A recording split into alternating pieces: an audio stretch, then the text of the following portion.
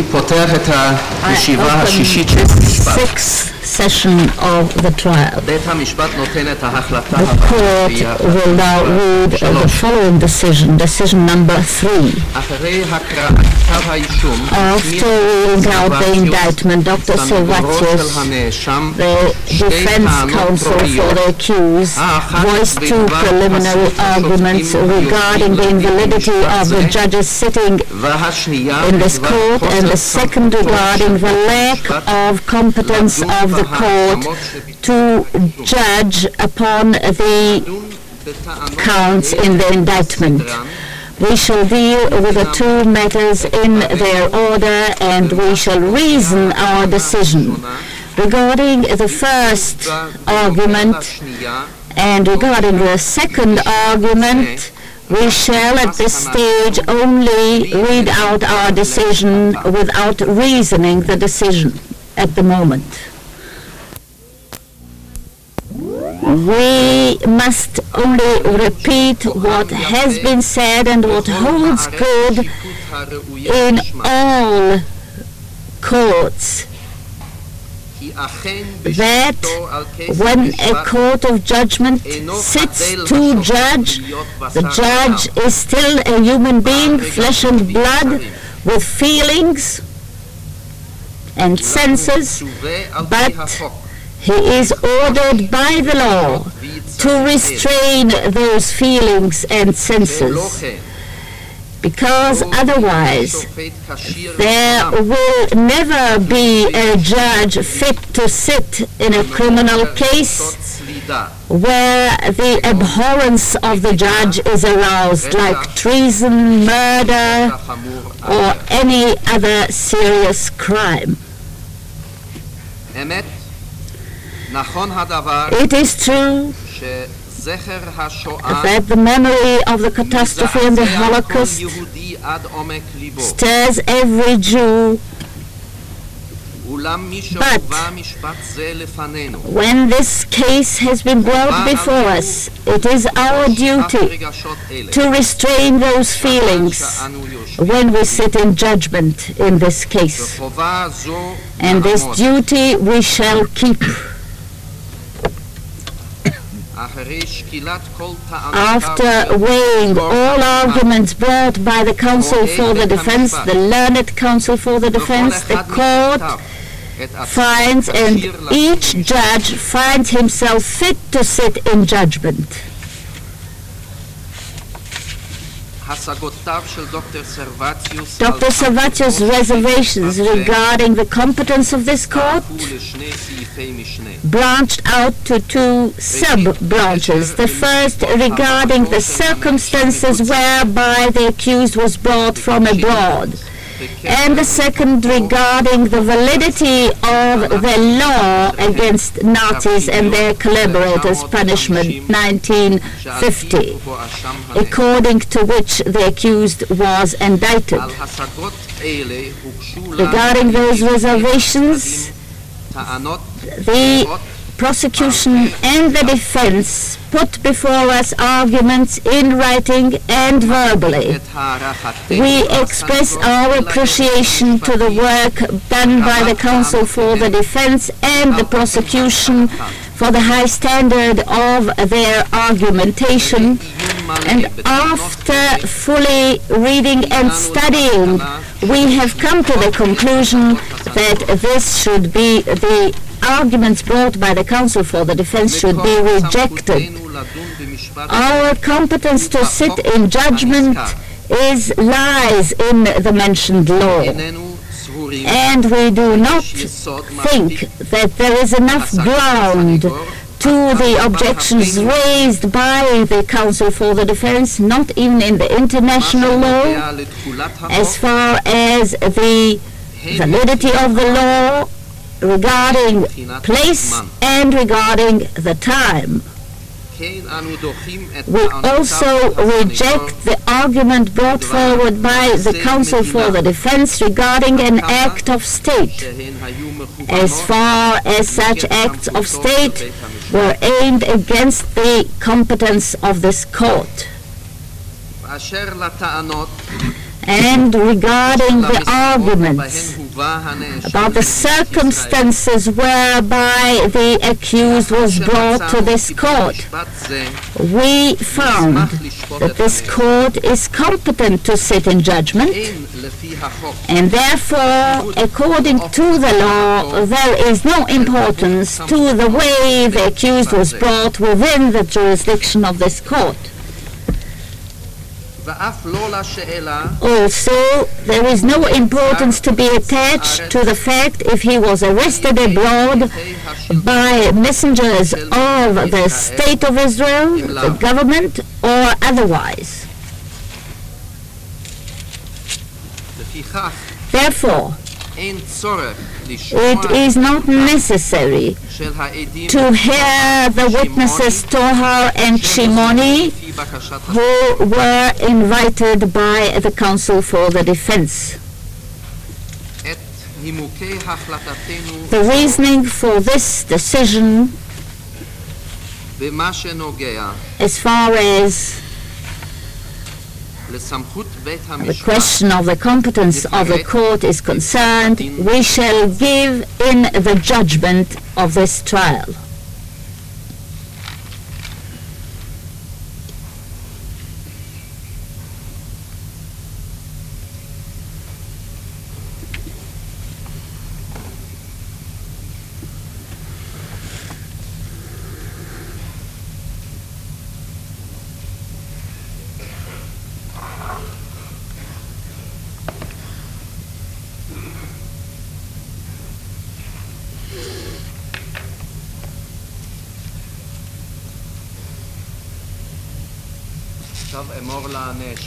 Will you please ask the accused to rise?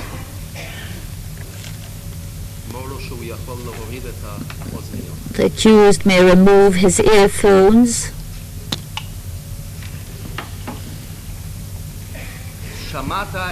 You heard the indictment on the first day of the trial.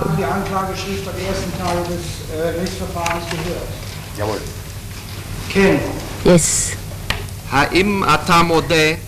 Do you admit the first count brought against you?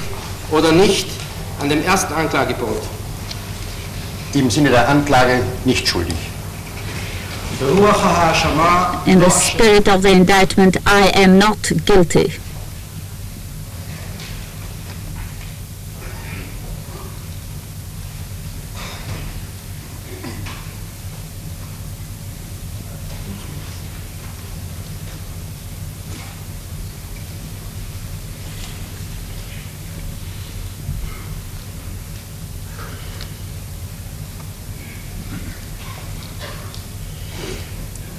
Do you plead guilty or not guilty to the second count? Im Sinne der Anklage nicht schuldig. In the spirit of the indictment, not guilty.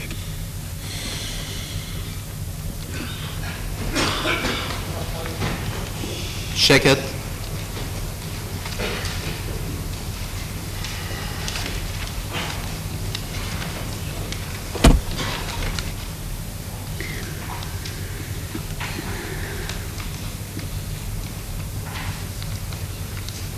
Do you plead guilty or not guilty to the third count? Im Sinne der Anklage nicht schuldig. In the spirit of the indictment, not guilty.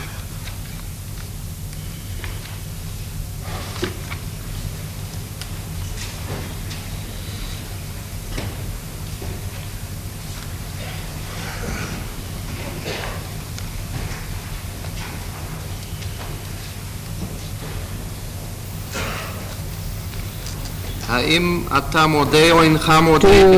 plead guilty or not guilty to the fourth count? Im Sinne der Anklage nicht schuldig. In the spirit of the indictment, not guilty.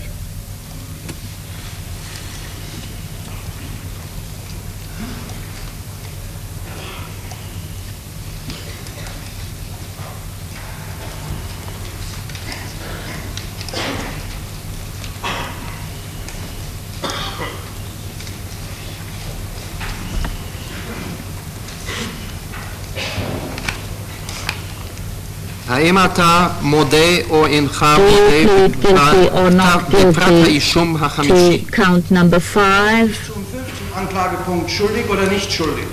Im Sinne der Anklage nicht schuldig. In the spirit of the indictment, not guilty.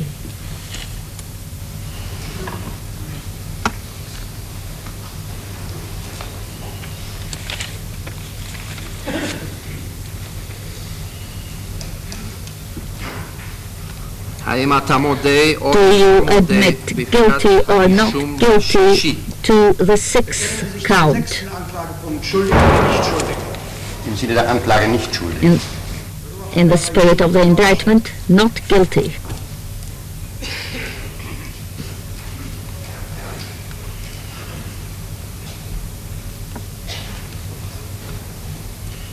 האם אתה מודה או אינך מודה Do בפרט you plead guilty or not guilty to the 7th count? Schuldig oder nicht schuldig? Im Sinne der Anklage nicht schuldig. In the spirit of the indictment, not guilty.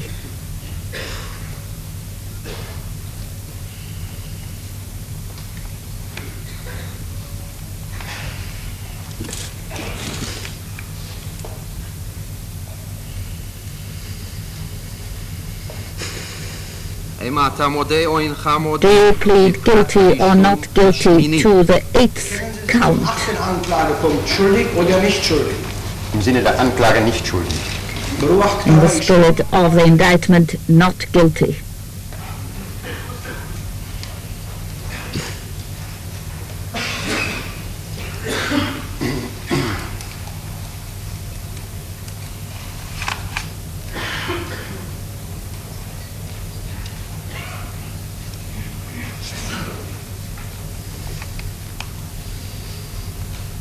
האם אתה מודה או אינך מודה בפרט Do האשום you plead guilty or not guilty to the 9th count in the indictment? Schuldig oder nicht schuldig? Im Sinne der Anklage nicht schuldig. In the spirit of the indictment, not guilty.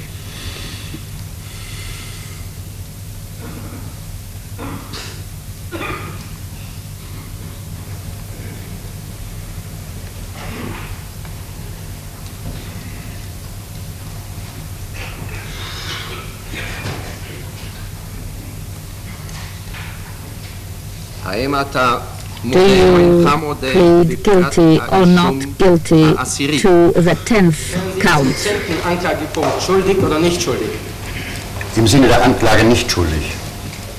In the spirit of the indictment, not guilty.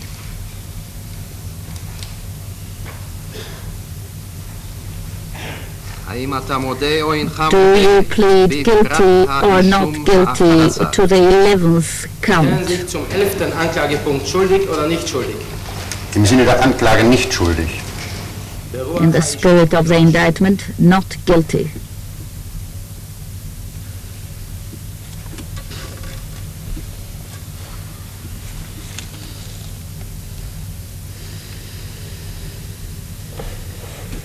האם אתה מודה או אינך Do מודה you בפרט plead האישום guilty or ה-12? not guilty to the 12th Zum count? 12. Anklagepunkt schuldig oder nicht schuldig? Im Sinne der Anklage nicht schuldig. In the spirit of the indictment, not guilty.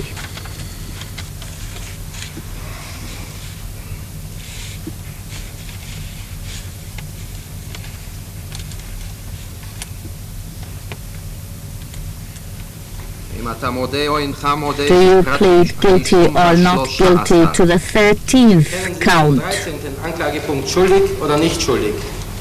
Im Sinne der Anklage nicht schuldig. In the spirit of the indictment, not guilty.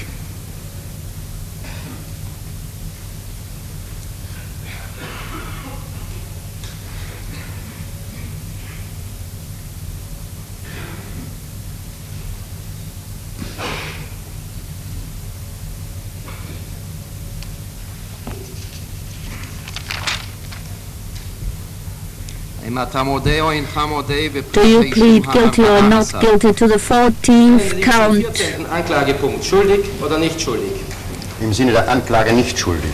The spirit of the indictment, not guilty.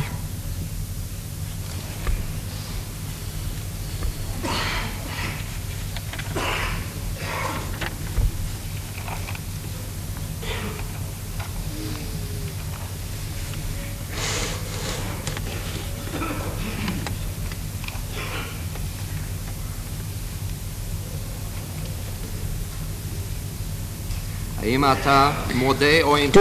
plead guilty or not guilty to the 15th count? Im Sinne der Anklage nicht schuldig. In the spirit of the indictment, not guilty.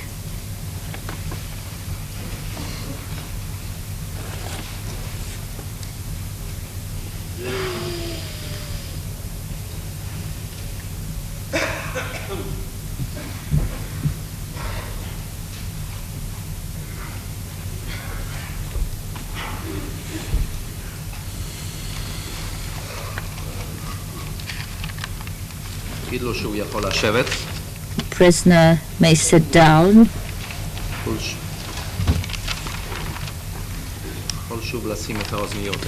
And can replace the earphones if he wishes to do so.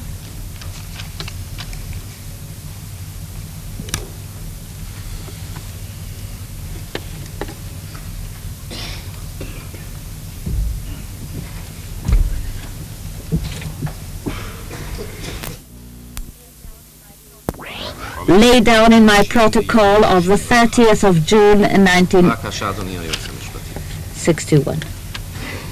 Please, the prosecution, the Attorney General.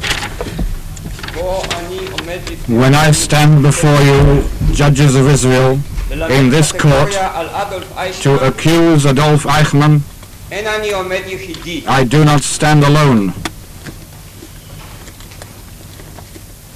Here with me at this moment stand 6 million prosecutors.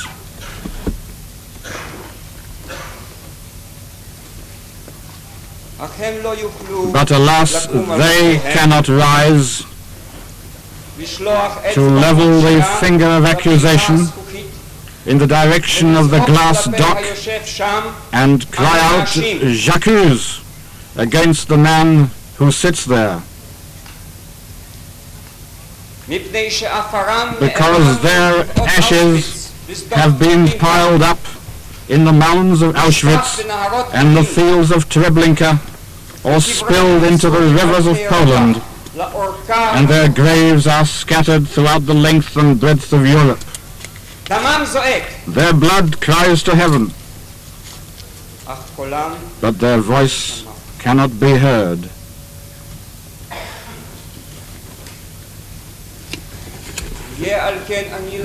Thus it falls to me to be their mouthpiece and to deliver the heinous accusation in their name.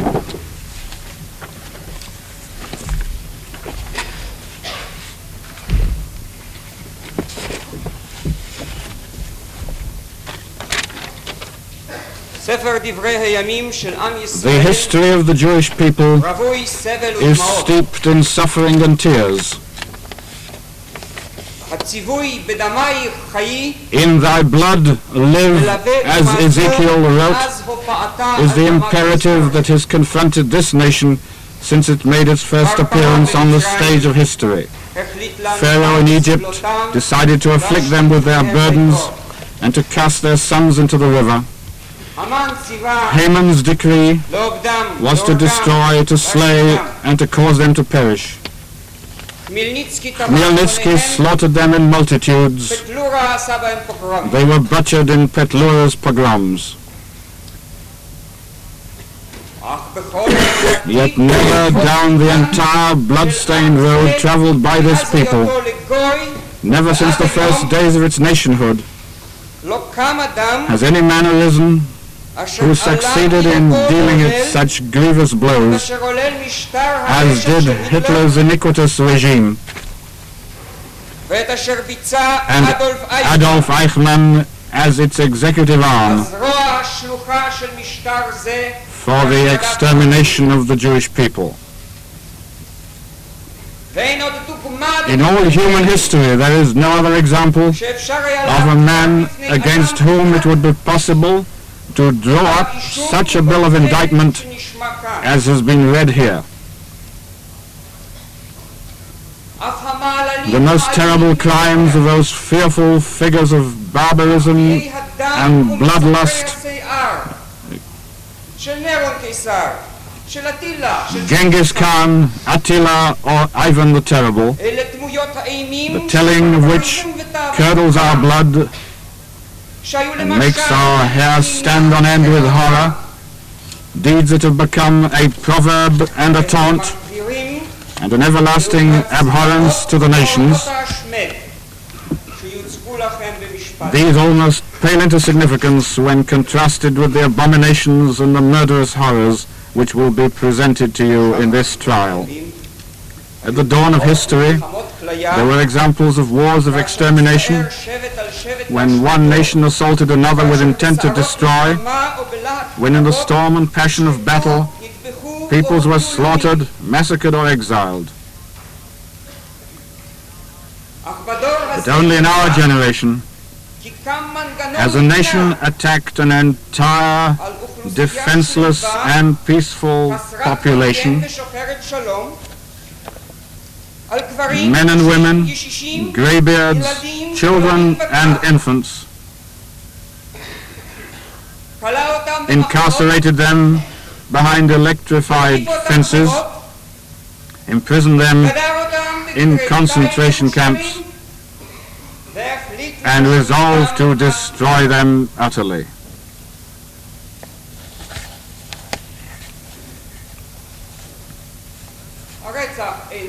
Murder has been with the human race since the days when Cain killed Abel.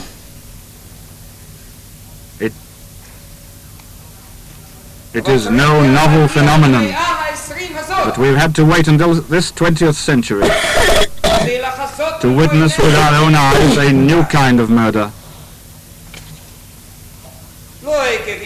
Not the result of the momentary ebullition of passion or the darkening of the soul, but of a calculated decision and painstaking planning, not through the evil design of an individual, but through a mighty criminal conspiracy involving thousands, not against one victim whom an assassin may have decided to destroy, but against an entire nation.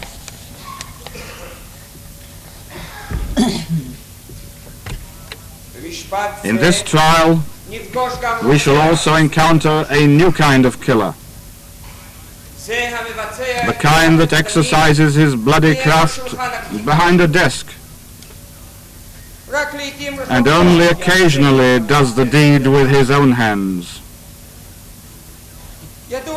True, we know of only one incident in which Adolf Eichmann actually beat to death a Jewish boy who had dared to steal fruit from a peach tree in the yard of his Budapest home. But it was his word that put gas chambers into action. He lifted the telephone, and railroad cars left for the extermination centers. His signature it was that sealed the doom of thousands and tens of thousands.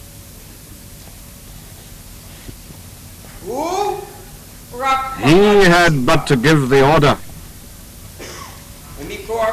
and at his command the troopers took the field to rout Jews out of their neighborhoods, to beat and torture them and chase them into ghettos, to pin the badges of shame on their breasts, to steal their property, till finally, after torture and pillage, after everything had been wrung out of them, when even their hair had been taken, they were transported en masse to the slaughter. Even the corpses were still of value. The gold teeth were extracted and the wedding rings removed.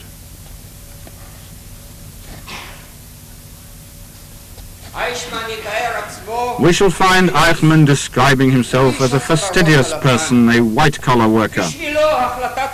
To him, the decree of extermination was just another written order to be executed. Yet he was the one who planned, initiated, and organized who instructed others to spill this ocean of blood and to use all the means of murder, theft, and torture.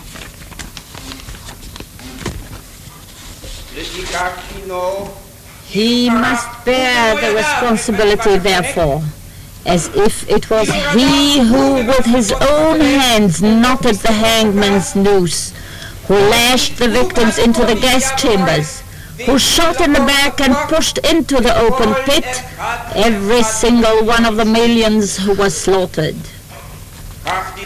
Such is his responsibility in the eyes of the law, and such is his responsibility according to every standard of conscience and morality.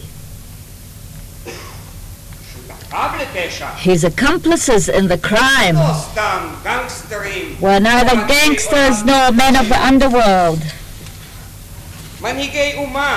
but leaders of a nation, including professors and scholars, robed dignitaries with academic degrees, linguists, men of enlightenment, the intelligentsia. We shall encounter them, doctors and lawyers, scholars, bankers and economists, in those councils which resolved to exterminate the Jews, and among the officers and directors of the work of murder in all its terrible phases.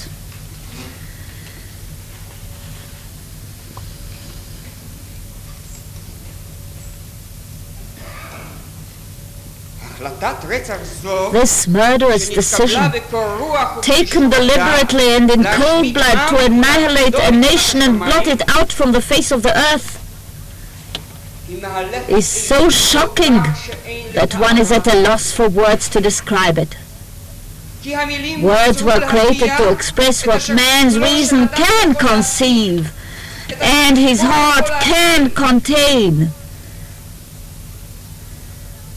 And here we are dealing with actions that transcend our human grasp.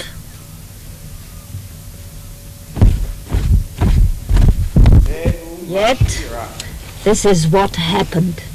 Millions were condemned to death, not for any crime, not for anything they had done, but only because they belonged to the Jewish people, and the development of technology placed at the disposal of the destroyers efficient equipment for the execution of their appalling designs.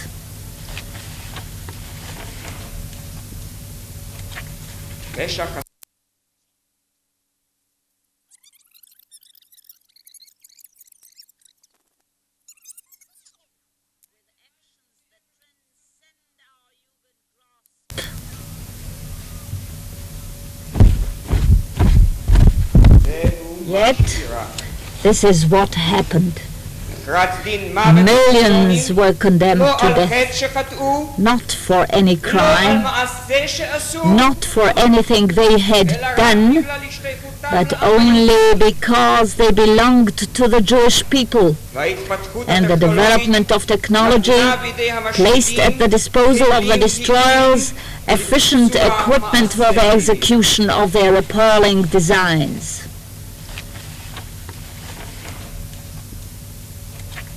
This unprecedented crime, carried out by Europeans in the 20th century, led to the adoption of the concept of a crime unknown to human annals even during the darkest ages, the crime of genocide.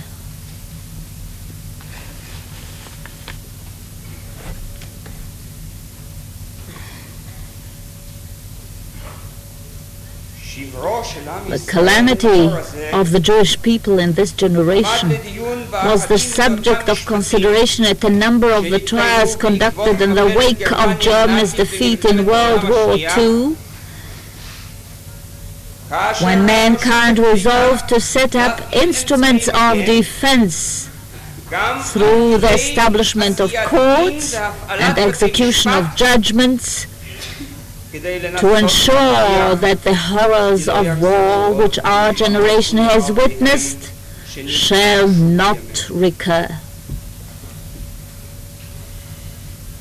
But in none of those trials was the tragedy of Jewry as a whole the central concern. It was among the subjects treated. Sometimes it was given great weight. Always it evoked sentiments of horror, but it was never at the center. Since the accused at these trials were indicted for crimes against members of various nations, there was only one man who had been concerned almost entirely with the Jews, whose business had been their destruction, whose place in the establishment of the iniquitous regime had been limited to them. That was Adolf Eichmann.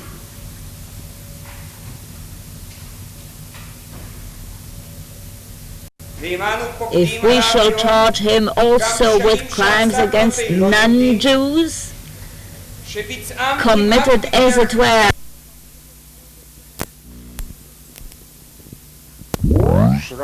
as Judenrein, clear of Jews. And this is how the problem would be solved. I quote, "Under suitable management, the Jews will be brought in the course of the final solution in a convenient way to labor units in the east.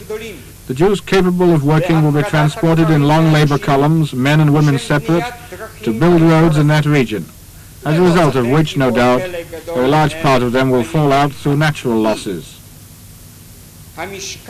Those who will ultimately remain, who will surely be those who will have great powers of resistance, must be given special handling, Sonderbehandlung, because they will constitute a nucleus for the building of a new Jewry, as history has indeed proved. For the practical execution of the final solution, Europe will be combed from west to east. In the occupied territories and the countries within our sphere of influence in Europe, the officer designated by the security police will operate in coordination with the appropriate representative of the foreign ministry." Unquote. We shall prove that this designee of the RSHA was Adolf Eichmann, and we shall also prove that the meaning of the term special handling was murder.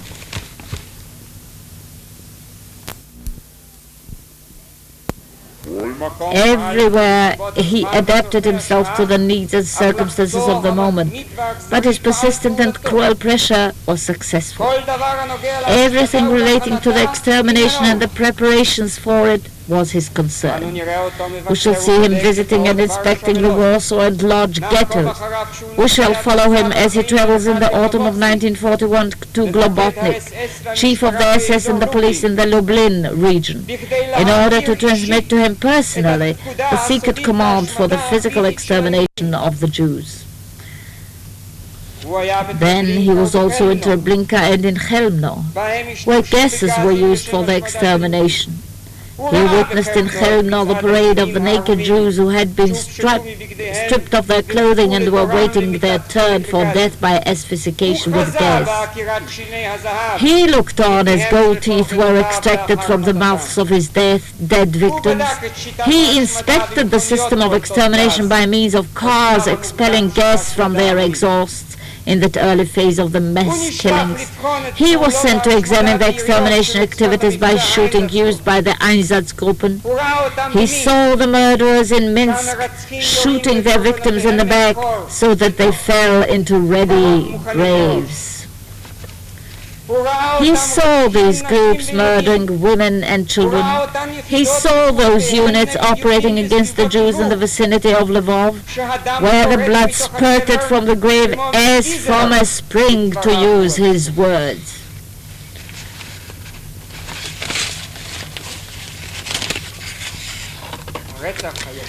But direct murder by shooting did not satisfy him. Our men will become sadists, he said. In another place, he put it that the method was not elegant enough for the purpose. He had to seek a new method. This was found in the gas chambers and furnaces of the extermination centers, which he visited on a number of occasions to examine the apparatus, to organize the transportation procedures, and to give instructions. There he also saw how corpses were burned in the open field. Now that these instruments of extermination, it seems, were functioning to his satisfaction, he concerned himself with supplying them with sacrificial victims.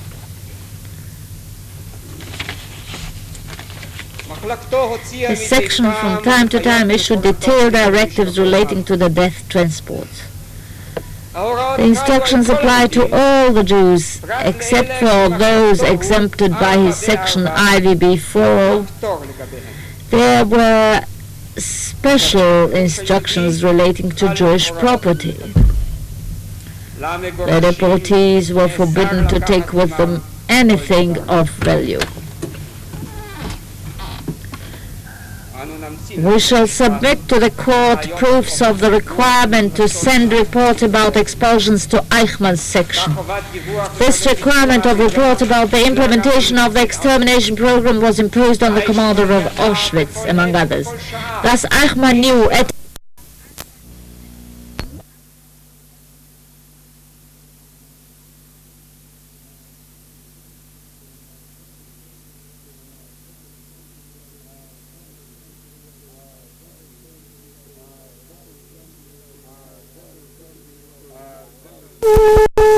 This is NBC. I'm going to change reels now. I'll be feeding you monoscope while we are. What do you want? 20 up?